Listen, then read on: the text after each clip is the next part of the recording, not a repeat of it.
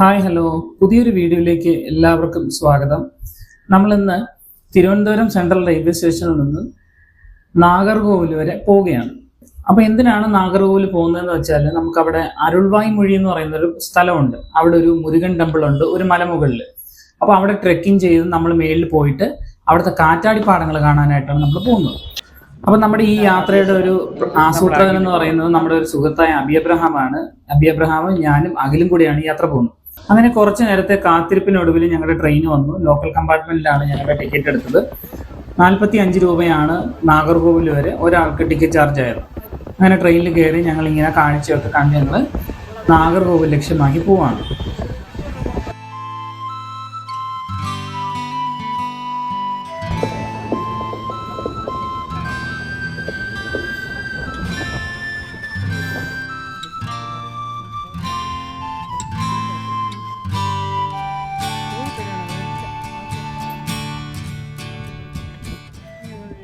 അങ്ങനെ നമ്മൾ ട്രെയിനൊക്കെ ഇറങ്ങി വടശ്ശേരി ബസ് സ്റ്റാൻഡ് ലക്ഷ്യമാക്കി നടന്നുകൊണ്ടിരിക്കുകയാണ്. ഒരു നൈസ് എക്സ്പീരിയൻസ് ആണ്.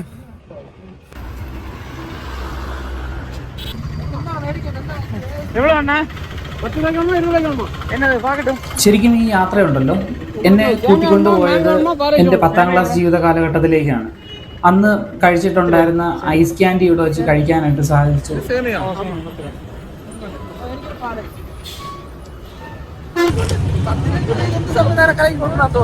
10ാം ക്ലാസ്സിൽ പഠിക്കുമ്പോഴാണ് ഇത് ലാസ്റ്റ് ആയിട്ട് കഴിച്ചത്. അതിനുശേഷം ഇത് ഇപ്പോഴാണ് കഴിക്കുന്നത്. കാര്യമായിട്ട് നമ്മളെ സ്കൂളിന്റെ ഫ്രണ്ടിൽ കൊണ്ടുവന്നവര് ഇത് കൊടുക്കും. അന്ന് 2 രൂപ. വൈകുന്നേരം ആകുമ്പോൾ ഇതിപ്പോ 10 രൂപ. വൈകുന്നേരം ആകുമ്പോൾ പിരിവെടുക്കും. എല്ലാവരുമായിട്ട് പിരിവെടുത്ത് വാങ്ങും. അങ്ങനെ ഞങ്ങൾ നടന്ന് ബസ് സ്റ്റാൻഡിലെത്തി.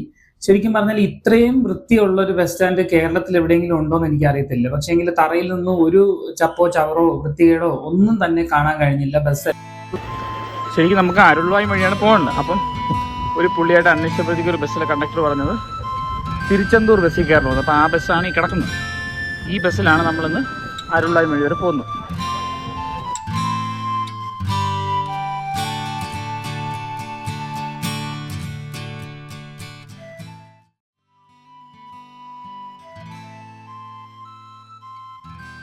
അങ്ങനെ ഞങ്ങൾ അരുൾവായ്മൊഴി ജംഗ്ഷനിൽ ഇതുപോലെ ബസ് വന്ന് ഇറങ്ങി. അവിടെ വന്ന് ഇറങ്ങുമ്പോൾ തന്നെ കാണുന്ന കാഴ്ച നിങ്ങൾ കണ്ടില്ല, ചുമട് താങ്ങിയിരിക്കുന്ന കണ്ടില്ല. വളരെ ടച്ചിങ് ആയിട്ടുള്ള ഒരു കാഴ്ചയാണ് അത് നമുക്ക് സമ്മാനിച്ചത്. അപ്പോൾ അവിടെ നിന്ന് ഞങ്ങൾ അവിടെ ഉള്ള ആൾക്കാരോട് സംസാരിച്ചു. ഞാനൊരു തങ്കരാജൻ എന്ന് പറയുന്ന ഒരു പ്രായം ചെന്ന മനുഷ്യനോട് ഒത്തിരി നേരം സംസാരിച്ചു.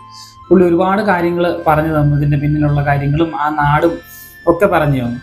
അങ്ങനെ അത് കഴിഞ്ഞ് പുള്ളി പറഞ്ഞ വഴി അനുസരിച്ചാണ് ഞങ്ങൾ ഈ യാത്ര മുന്നോട്ട് പോകുന്നത്.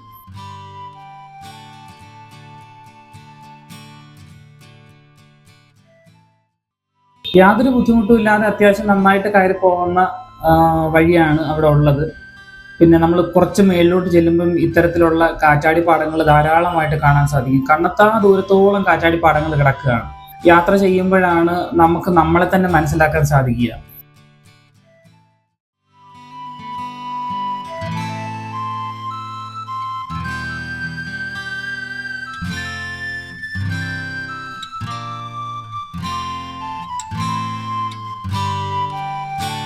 നല്ല മനോഹരമായിട്ട് ഇങ്ങനെ കടൽ പോലെ വിശാലമായിട്ട് കാറ്റാടിപ്പാടങ്ങൾ കിടക്കുകയാണ്. ഞാൻ ആദ്യമായിട്ടാണ് എൻ്റെ ജീവിതത്തിൽ ഇത്തരത്തിൽ കാറ്റാടിപ്പാടങ്ങൾ ഇത്രയും വിശാലമായിട്ട് കിടക്കുന്നത് കാണുന്നതെന്ന് വെച്ചാൽ എനിക്ക് ഭയങ്കര അധികം കൗതുകം തോന്നി. അതിൻ്റെ ഇടയിലുള്ള ആ കുഞ്ഞു കുഞ്ഞു വീടുകളും അവരുടെ ആ ഒരു അരുൾവായ്മൊഴി വില്ലേജും ഒക്കെ നല്ല മനോഹരമായിട്ടുള്ള ഒരു കാഴ്ചയായിട്ട് തോന്നി. കുറച്ചും കൂടെ സൂം ചെയ്ത് കാണിച്ചു കണ്ട നല്ല രസമല്ലേ കാണാൻ. ആ വീടുകളും ഒരു ചെറിയൊരു വാട്ടർ ബോഡി അവിടെ കാണാം. ഇപ്പുറ സൈഡിലൊരു വാട്ടർ ബോഡി ഉണ്ട്.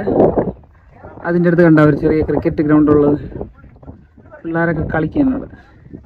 ഈ 2 മലനിരകൾക്കിടയിലുള്ള ഒരു സ്ഥലമാണ് ഈ കുഞ്ഞു സ്ഥലം. ഈ ആ കാണുന്ന മലനിരയും നമ്മൾ ആ കാണുന്ന മലനിരകളും അതിൻ്റെ ഇടയിൽ ഇവിടെ ഇതിൻ്റെ നമ്മൾ കയറി പോകുന്നത്. അപ്പോൾ ഇതിൻ്റെ ഇടയിലുള്ള പ്രദേശമാണ് നമ്മൾ ആ കാണുന്ന വീട്. എന്തൊരു ബ്യൂട്ടി അല്ലേ. ശരി, നല്ല പീസ് ഓഫ് മൈൻഡ് ആയി.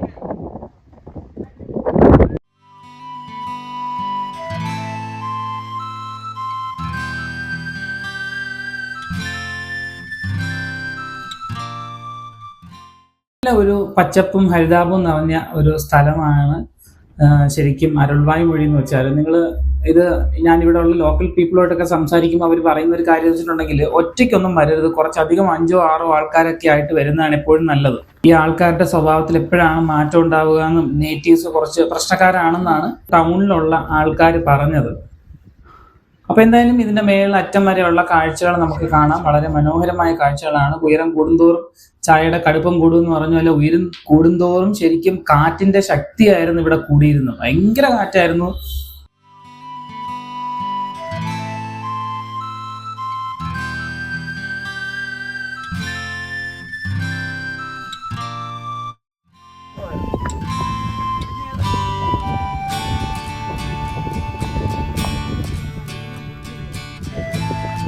എത്തി അളിയാ, എത്തി.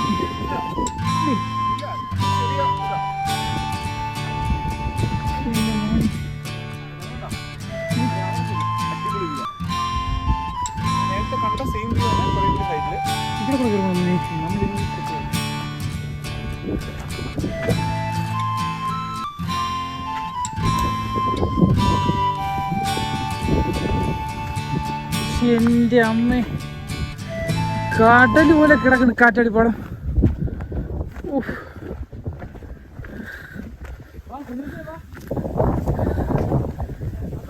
അങ്ങനെ ഈ ടോപ്പിൽ എത്തുമ്പോഴും നമുക്ക് ഇവിടെ നിന്ന് കുറച്ചും കൂടെ ഹൈറ്റിൽ നിന്നുകൊണ്ട് ആ കാറ്റാടിപ്പാടങ്ങൾ വളരെ മനോഹരമായിട്ട് കാണാൻ സാധിക്കും. ഈ മലയുടെ അപ്പുറ ഭാഗത്തും കാറ്റാടിപ്പാടങ്ങൾ ധാരാളമായിട്ടുണ്ട്. നമ്മൾ കുറച്ചും കൂടെ മേളിലോട്ട് കയറുമ്പോഴത്തേക്കും അത് കാണാൻ കഴിയും. കണ്ടോ?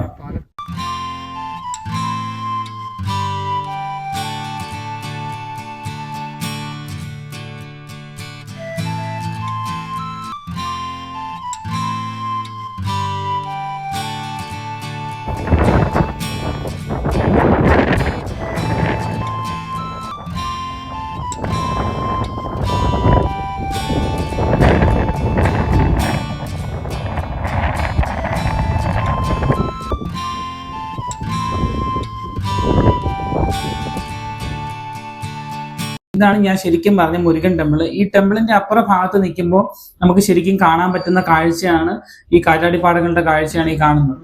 അപ്പൊ ഈ ടെമ്പിളിൽ ഒരു പോറ്റി ഉണ്ടായിരുന്നു. പുള്ളിയോട് സംസാരിക്കും. പുള്ളി പറയുന്നുണ്ടായിരുന്ന ഒരു പോയിന്റ് ചൂണ്ടിക്കാണിച്ചതിന് ശേഷം അതിന്റെ അപ്പുറമാണ് കന്യാകുമാരി എന്ന് കാണിക്കുന്നുണ്ട്. അപ്പൊ ഇവിടെ നിന്ന് കാണുമ്പോഴത്തേക്കും നമുക്ക് കാണാൻ സാധിക്കും അവിടെ റെയിൽവേ പാളങ്ങളും റെയിൽവേ സ്റ്റേഷനും ഒരു സ്റ്റോപ്പ് വരെ അവിടെ ഉണ്ടെന്നുള്ളത് മനസ്സിലാക്കാൻ കഴിഞ്ഞു എന്നുള്ളതാണ്. പക്ഷെ എന്നാലും വളരെ മനോഹരമായിരുന്നു. ഇവിടെ വരുമ്പോഴത്തേക്കും തന്നെ ഉള്ളൊരു ഉദ്ദേശം വെച്ചിട്ടുണ്ടെങ്കിൽ ഇവിടുത്തെ സൺസെറ്റ് കാണുക എന്നുള്ളതാണ്.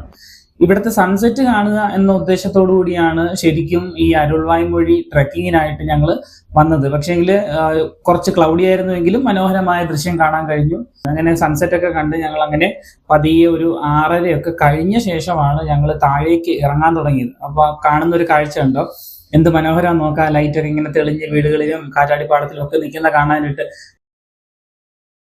അപ്പൊ നമ്മുടെ വീഡിയോ ഇഷ്ടപ്പെട്ടു എന്ന് വിചാരിക്കുന്നു. ചാനൽ സബ്സ്ക്രൈബ് ചെയ്ത് വെക്കുക, ലൈക്ക് അടിക്കുക, അതുപോലെ നിങ്ങളുടെ അഭിപ്രായങ്ങൾ കമന്റ് ചെയ്യുക.